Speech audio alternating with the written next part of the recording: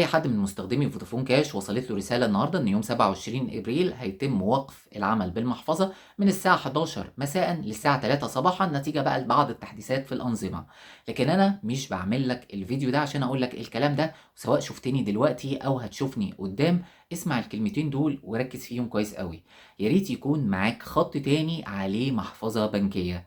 ليه بقول لك كده؟ عشان بعد المشاكل اللي حصلت تطبيق هوك بول والناس اللي اتقفلت محافظها وهي اصلا ما اتعاملتش على التطبيق، وصلت لقناعة ان انت يكون معاك محفظة بنكية جانبية، سواء بقى لبنك مصر او الاهلي فون كاش او القاهرة كاش او اي بنك. حتى لو لا قدر الله اتقفلت المحفظة بتاعتك هتلاقي جهة تعرف تخاطبها اللي هي البنك.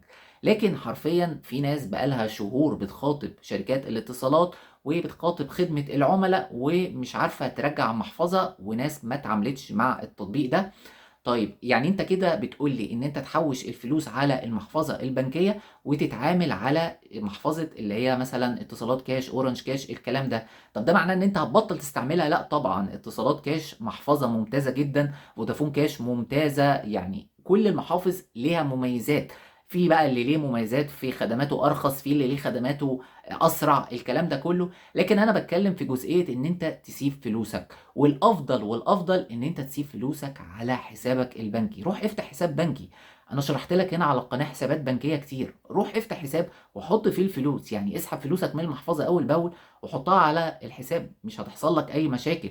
الموضوع سهل، يعني هياخد منك مشوار تروح الساعه 8 الصبح تروح تفتح حساب وتحط فيه الفلوس، وانت كده تبقى مرتاح، ما تقلقش كل يوم تروح تفتح المحفظه هي اتقفلت ما اتقفلتش، الكلام ده كله.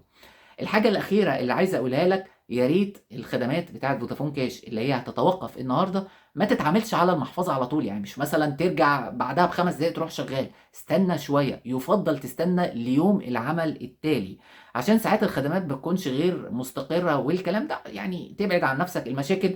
لو عندك أي معاملة مش مستعجل عليها أجلها لليوم اللي بعده، وخد بالك يوم الخميس اللي هو بكرة هتتغير الساعة، فزود على الميعاد ده ساعة. أتمنى الخير والتوفيق للجميع. شكرا جدا يا جماعة لحسن استماعكم، والسلام عليكم ورحمة الله